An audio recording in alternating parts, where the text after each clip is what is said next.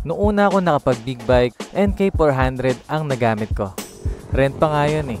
Thanks uli kay Sir Nico na may-ari nun.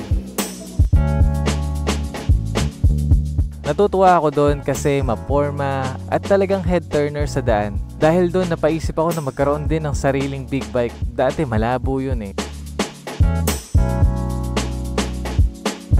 Second na nagamit kong big bike after ng NK400 ay Z1000 agad. Nahihiya pa nga ako at natatakot na gamitin dahil mahal yung motor na yon. Pero salamat Kuya Ever nung nagamit ko yung Z1000 Armo. Nasabi ko na ito ang quality bike na dapat para sa akin.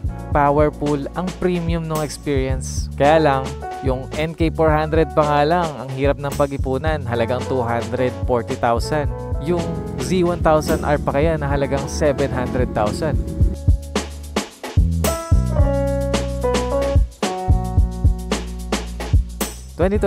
Another year, tinry ko ulit mag-rent ng big bike. This time, magmo-motovlog na ako.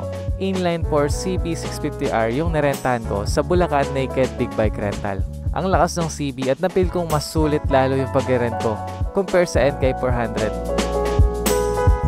Pang-apat na motor naman na nirent ko ay 450 SR. Doon natin nakilala ang Auto Garage na meron ding CB650R. At that time, hindi na rent, pinahiram na sa akin dahil nagustuhan nila na nagbablog ako. Maraming salamat sa suporta nyo guys. At after ng ilang buwan nun, nakabili na rin naman na ako ng sarili kong motor. At yon yung 450 NK. Kauna-unahang big bike ko. Thanks Kuya Rendel and Kuya Ever sa offer. At sa pagpapatuloy ko ng motovlog, dahil nagkaroon din ako ng sariling motor, nag-gain ako ng subscribers, at dumami nga yung iba't ibang motor na nagamit ko pa. Nakapag-try ako ulit ng mas malakas at mas mahal na motor, yung Suzuki GSX S1000 ni Boss Rod. Sinuportahan niya rin ako sa pagpapahiram niya ng camera. Sa dami ng big bike na nagamit ko, dumating na yung time na nabitin na ako sa 450cc na 450 NK ko. Saktong-sakto naman, gusto nang bumili ni Boss Iso ng motor, kaya lang napaaga yung pagbenta ko. 6 to 7 months akong walang motor dahil doon. Pero nakasurvive yung channel dahil sa pagsuporta ng Auto Garage at ng mga tropa na nagpahiram ng motor nila at nagpa-review. Ngayon, eto na ulit ako. Nakakatuwang ma-realize na yung una kong nagamit na big bike is NK400 at yung una ko rin palang magiging motor ay NK din. From NK400 naging 450 NK. Tapos pangalawa kong nagamit nun Z1000R, diba? And guess what guys, Z1000 din yung magiging second bike ko.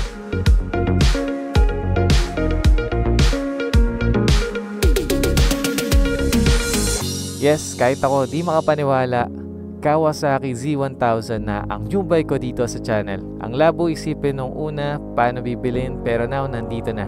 At sure, natatagal na to guys, dahil 1000cc na to. Tunog, power at looks, sure na exciting and mag-e-enjoy na kayo lalo sa mga riding experience nyo sa motovlog ko. More cinematics, more travel, and more tutorial in the future uploads natin. Masisipagan pa natin.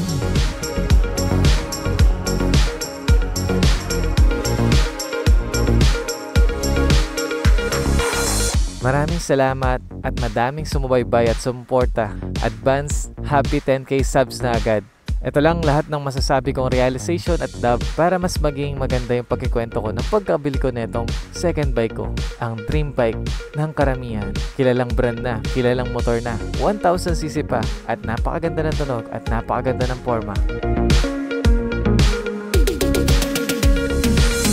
Ladies and gentlemen, Kawasaki C1000. Hindi man R edition, ganun na ganun pa rin yung performance at forma. Brembo at oilants lang ang nawala, pero yung feeling at tunog nandun pa rin. Ngayon, panoorin nyo kung ano yung sitwasyon namin nung pinikap namin tong Z1000. Nasira lang yung mic ko nung pagkuha, pero pagdating sa Marilao Petron, doon kami nag-usap-usap at natuwa sa nakuha naming deal dito sa Z1000. Maraming salamat ulit, sir. Di ko na paparepaint mo na. Hindi, wag. Makiinis eh. Iba yung stop. Boss, hindi mo natin gumastos sa repaint na rin. Tatagal? Tatagal to. Hindi tatagal. Tapos pupunta kayo pa season. Sinabi ko na rin yan. Pinyan sa 450NK eh. Sinabi ko na rin sa Benelian. Ito tatagal na sa akin to kasi inline 4. Yung sinabi ko rin yan dun sa ano ko, SR. Dito kasi. Sa SRS. Ano na eh. Endgame na kasi mga ganito eh. Sira yung mic, sayang. Ay, Kumbaga sa akin pre, sa Dab na B-Strong lang. ko, kung Oo. papalitan man, Ito yung video sa'yo. Ito na yung GSP. step mo. Kasi alam mo, number 1 tatanggalin. Tangpad. Oo. Oo. Yan lang yung Tanggalin mo nagpaluma. na yan. Ang smooth ng takbo. Hindi, pag kinat-delete mo na lang sa kami pa rin. Oo, kasi kaysa bumili ka servo, remap pa lang. Change oil ah. Ang tahimik ka sa expressway, hindi naman. Maingay din. Tunog pa rin. Siguro tahimik pag nakasarili bintana natin.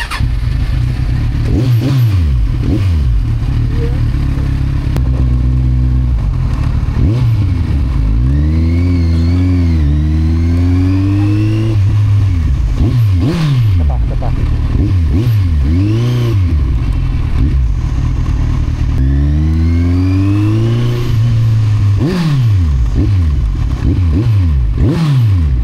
Solid. Kasi baka maiwan mo ha. Hindi. Di ba may tsaa dyan? Parang galing sa show. Trail sa'yo, makinis din yung paglabas. Oo. Nalagla, ay na. Kahit data Natumba na ba or ano? Hindi, wala. Wala.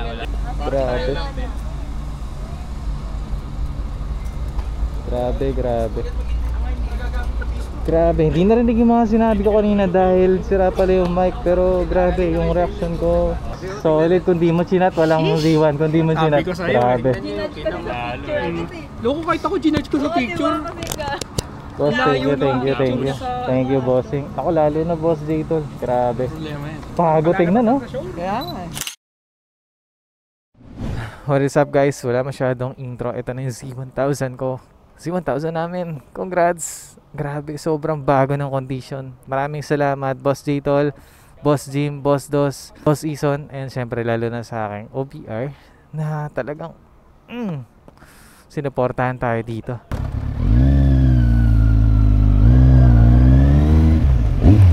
You know, what's up baby? May tiga video pa tayo para kitang-kita natin yung sarili natin sa motor. Dalawang orientation pa, portrait and ano. Bye-bye tayo pagka nakalayo.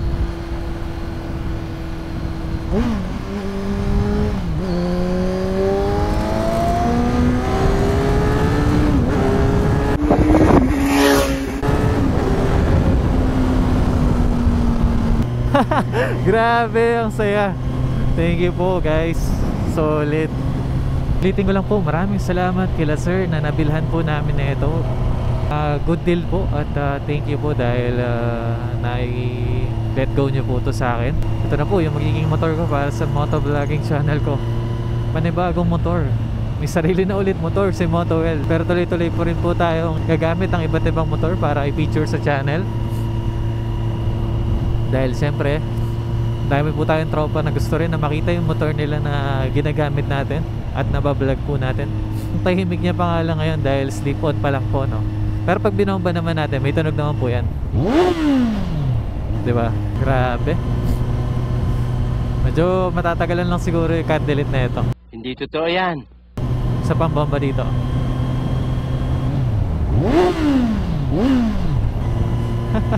Wow, mom yun to, no? Grabe. 2016 model po to pero bagong bago yung kondisyon. Yun nga lang, kailangan niya nang i-change oil agad. Tapos wala muna ako masyadong mababago dito like remap, cut, delete, paint. Di ko muna gagalawin lahat yun. Enjoyin muna po natin to nang ganito siya. Ganda. Thank you Lord sa panibagong motor. Pakaganda. Naka Z1000 na. At yung feeling ko parang same lang nung kay Kuya Ever na Z1000R. Yung pagka smooth. Grabe, matutuwa si Kuya Ever na ito pag nalamang may Z1000 na ako. At ganito pa yung condition, bagong bago. Trabaho na uli ng masipag.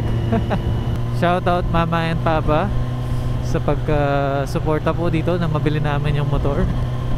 Grabe, maraming salamat po. And ito na po, ang ganda ng motor. Ang ganda po na nabili namin. Thank you po. Sobrang saya po namin.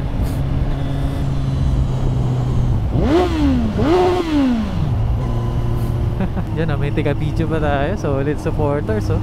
Solid guys.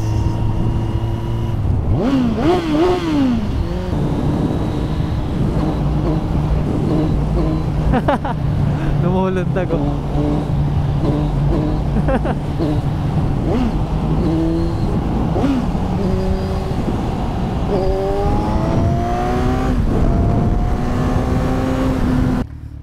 Ito yung sa kasunod.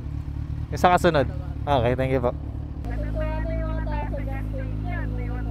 Oo, saka pa ano na, kilala na yung motor.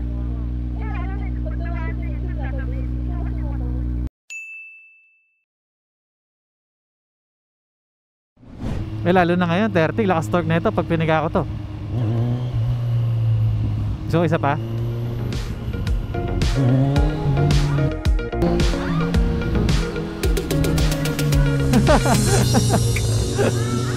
Magwiwili eh. Isa pa, isa pa. Pagdaan ng aso, okay. 1, 2,